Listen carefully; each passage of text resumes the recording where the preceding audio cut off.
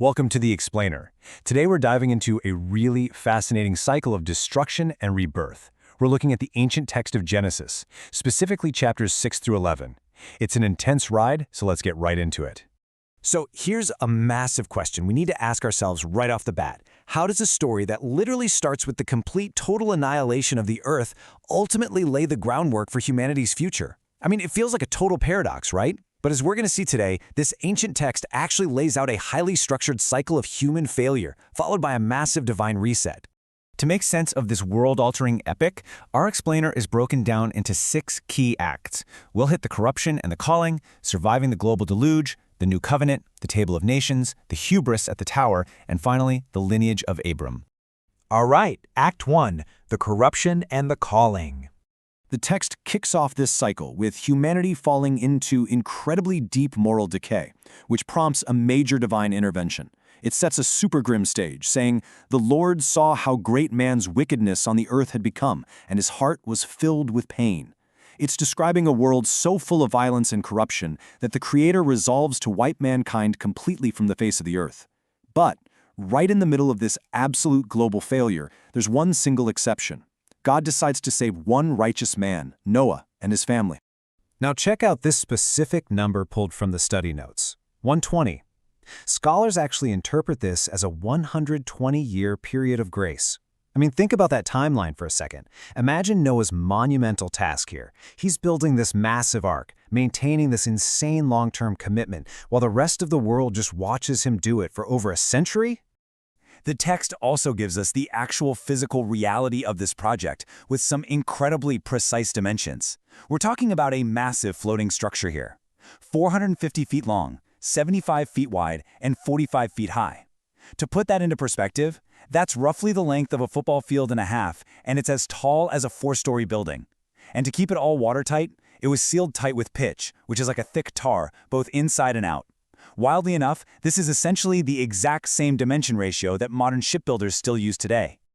Moving right along to Act 2, surviving the global deluge.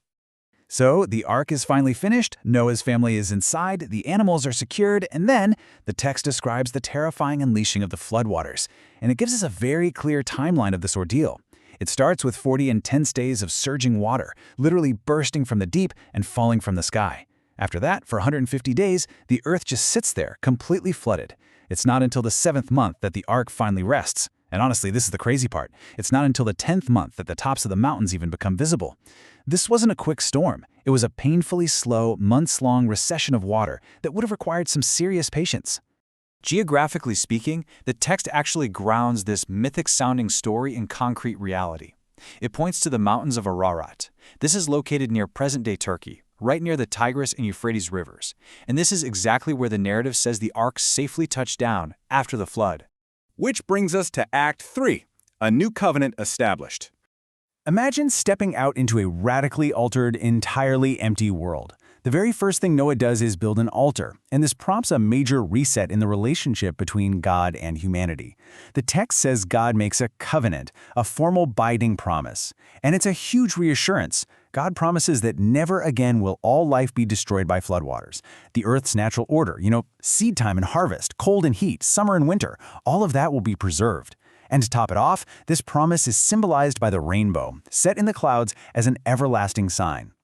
But as the study notes make very clear, even the hero of the flood is deeply flawed.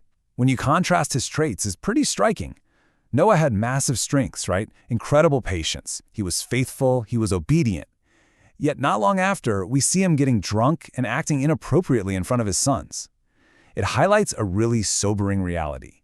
The wicked people might have been destroyed, but human frailty, the capacity for moral failure, that survived the floodwaters just fine, right there inside the ark. The sinful nature literally hitched a ride. Now let's jump into Act 4, the table of nations. At this point, the narrative rapidly zooms out. We transition from this one single, flawed family to the sprawling repopulation of the entire earth by Noah's 3 sons, Shem, Ham, and Japheth. Their descendants spread out by clans, languages, and territories. This huge genealogical record, which is often called the Table of Nations, basically acts as an ancient map. It explains the origins of all these different groups, The maritime peoples come from Japheth, the Canaanites and Egyptians from Ham, and the Semites, who are the ancestors of the Hebrews, from Shem. It is literally laying down the foundation for all of ancient geopolitics. And the text specifically zeroes in on certain figures, like Nimrod. It says he grew to be a mighty warrior on the earth and established his kingdom in places like Babylon and Shinar. This is a huge turning point. It shows the rapid rise of powerful leaders and the establishment of these great empires. Humanity's organizing itself again, building up its own strength, completely independent of God. And that sets us up for Act 5, Hubris at the Tower. This intense centralization of human power is the perfect setup for the next great failure in our cycle, humanity's collective pride, all gathered together on the plains of Shinar. Now, the study notes point out something really interesting. The infamous Tower of Babel probably wasn't a standard tower at all. It was most likely a ziggurat. That's a massive man-made mountain of baked brick and tar, really common in ancient Babylonia. These things could stand as high as 300 feet. But here's the kicker. This structure wasn't for divine worship. It was built strictly as a monument to human greatness. Located right in the Fertile Crescent between the Tigris and Euphrates rivers, this massive construction project was an act of direct defiance. God had explicitly commanded them to spread out and fill the earth, right? But instead, they're like, nope, we're going to stay right here in one place and build a giant monument to ourselves. This whole event perfectly captures that cycle of human hubris and divine response we've been talking about. Humanity unites using a single language for one purpose, self-glory. They literally say they want to make a name for ourselves. But God steps in and disrupts their pride. And notice, it's not with the devastating flood this time. He just confuses their language. Suddenly, nobody can communicate, construction grinds to a total halt, and the people are finally forced to scatter globally. They leave behind this half-built city of Babel, which just becomes this lasting symbol of total confusion. Finally, we arrive at Act 6, the lineage of Abram.